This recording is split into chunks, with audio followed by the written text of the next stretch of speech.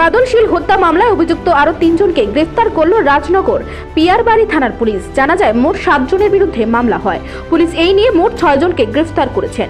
আজ দুপুর 12:30টা নাগাদ পুলিশ রিমান্ড চেয়ে হত্যা মামলায় জড়িত ধৃত 3 জনকে বিলুনিয়া আদালতে সোপর্দ করে পুলিশ। রাজনগর পিয়ারবাড়ি থানার পুলিশ গোপন খবরের ভিত্তিতে গত সোমবার রাতে বিলুনিয়া মহকুমার রাজনগর পিয়ারবাড়ি থানাধীন গৌরাঙ্গ বাজার ও গৌরবনগর এলাকায় অভিযান চালিয়ে বিশু দাস, বাবুল দাস ও জগেশ্বর দাসকে পুলিশ গ্রেফতার করে। উল্লেখ্য, গত 12 জুলাই সন্ধ্যায় চোত্তাখোলা বাজারে দুর্বৃত্তদের আক্রমণে সিপিএম নেতা বাদলশীল গুরুতর আহত হয়ে পরদিন জিবি হাসপাতালে শেষ নিঃশ্বাস ত্যাগ করেন। সেই সময় ত্রিস্তর পঞ্চায়েত নির্বাচনে দক্ষিণ ত্রিপুরা জেলা পরিষদের 4 নং আসনের সিপিএম প্রার্থী ছিলেন বাদলশীল।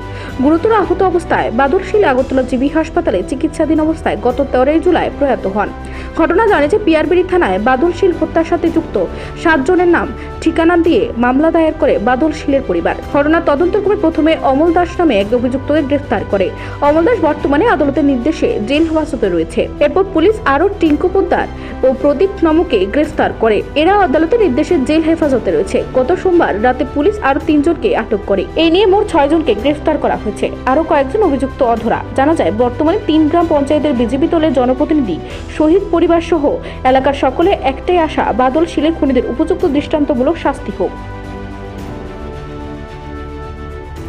আমরা জানতে পারি চোত্তাখোলা বাদলশীলের মার্ডার কেসে 3 জনকে গ্রেপ্তার করেছেন। কাকে কাকে গ্রেপ্তার করেছেন? আমাদের পিয়ারবাড়ি থানাধীন চোত্তাখোলা বাজারে গত জুলাই মাসের 12 তারিখ একটি ঘটনা ঘটে। এই ঘটনায় বাদলশীল নামে এক ব্যক্তির মৃত্যু হয়।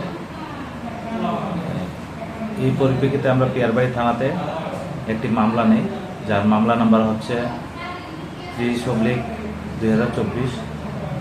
এই মামলায় মোট 7 জনের নামে এফআইআর হয়।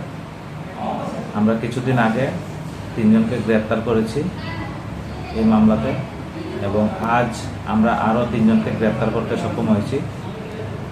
এরা হচ্ছে বাবুল দাস, বাড়ি চোত্তাখোলা বাজারে, এবং বিশ্বরঞ্জন দাস, ওনার বাড়ি ভৈরবনগর, এবং যজ্ঞেশ্বর দাস, ওনার বাড়িও ভৈরবনগর। তো আমরা আজকে বিলুনিয়া কোর্টে প্রেরণ করছি এবং আমরা পুলিশ রিমান্ড চাইছি, এবং এই ঘটনায় আরও একজন জড়িত আছে। আমরা ওকে একটু শীঘ্রই গ্রেপ্তার করব।